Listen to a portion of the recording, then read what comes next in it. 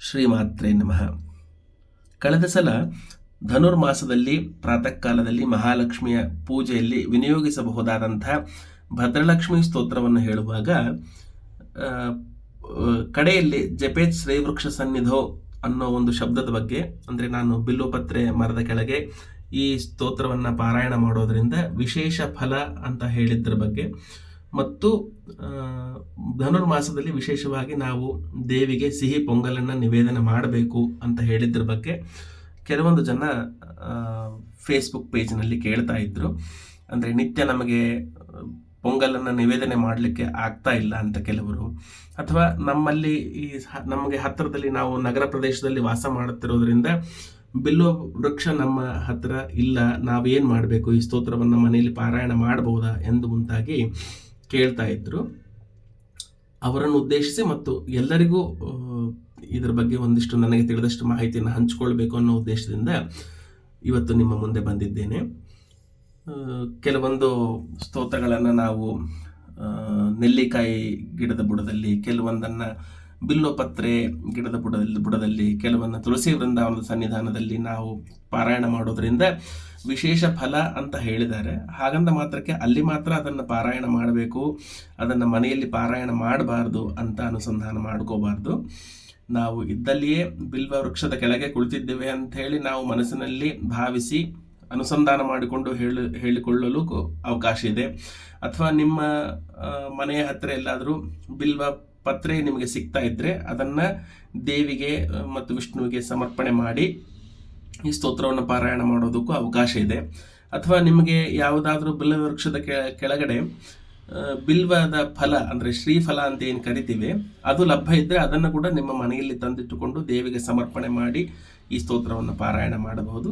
ಏನೂ ಇಲ್ಲದೆ ಇದ್ದರೂ ಸಹ ನಾವು ಬಿಲ್ವಪತ್ರೆ ಮರದ ಕೆಳಗೆ ಇದ್ದೇವೆ ಅಂತ ಅಂದ್ಕೊಂಡು ಈ ಸ್ತೋತ್ರವನ್ನು ಹೇಳ್ಕೋಬಹುದು. ಅಥವಾ ಅನನ್ಯ ಭಕ್ತಿಯಿಂದ ದೇವಿಯ ಮುಂದೆ ನಾವು ಈ ಸ್ತೋತ್ರವನ್ನು ಹೇಳ್ಕೊಳ್ಳೋದಕ್ಕೂ ಅವಕಾಶ ಇದೆ.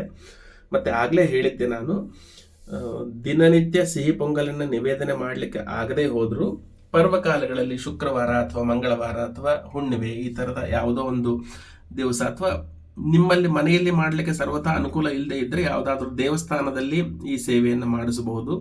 ಅಥವಾ ಮನಸ್ಸಿನಲ್ಲಿ ದೇವಿಗೆ ನಾವು ಈ ಒಂದು ಪದಾರ್ಥವನ್ನು ನಿವೇದನೆ ಮಾಡಿದ್ದೇವೆ ಅಂತ ಚಿಂತನೆ ಮಾಡಿಕೊಂಡು ಪುಟಾಣಿ ಅಥವಾ ಬೆಲ್ಲವನ್ನು ಸಮರ್ಪಣೆ ಮಾಡೋದರಿಂದ ಕೂಡ ಫಲವನ್ನು ಪಡೆಯಬಹುದು.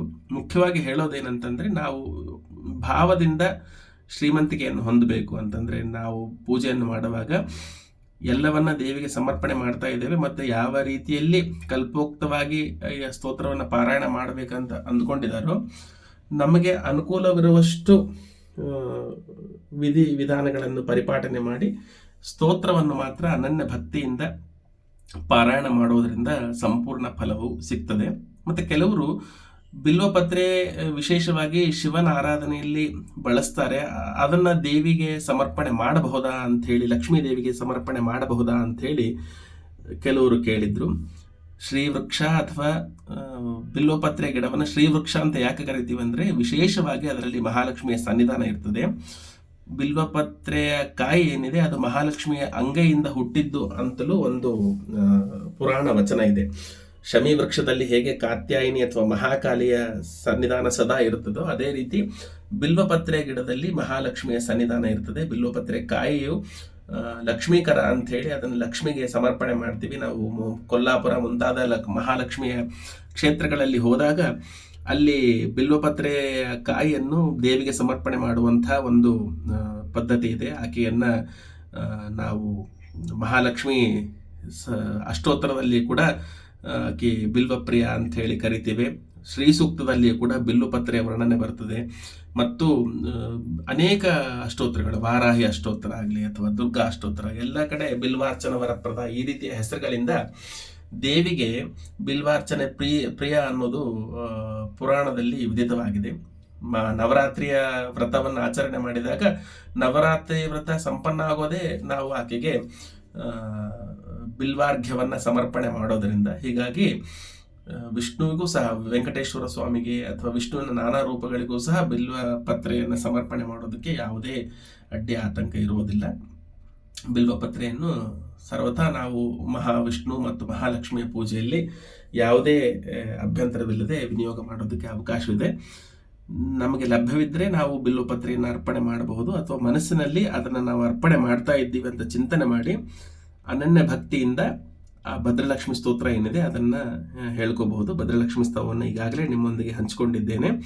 ಧನುರ್ಮಾಸದ ಈ ಪರ್ವಕ ದಿನಗಳಲ್ಲಿ ಭದ್ರಲಕ್ಷ್ಮಿ ಸ್ತವವನ್ನು ನಾವು ಹೇಳ್ಕೊಳ್ಳೋದ್ರಿಂದ ನಮ್ಮ ಮನೋಕಾಮನೆ ಸಿದ್ಧಿ ಆಗೋದಕ್ಕೆ ಅವಕಾಶ ಇದೆ. ದಯವಿಟ್ಟು ಎಲ್ಲ ದೇವಿಯ ಮಹಾಲಕ್ಷ್ಮಿಯ ಭಕ್ತರು ಆ ಸ್ತೋತ್ರವನ್ನು ಪಾರಾಯಣ ಮಾಡಿ ತಮ್ಮ ಇಷ್ಟಾರ್ಥಗಳನ್ನು ಪಡಿಬಹುದು ಅಂತ ಹೇಳ್ತಾ ವಿರಮಿಸ್ತೇನೆ. ಶ್ರೀಮಾತ್ರೇ ನಮಃ.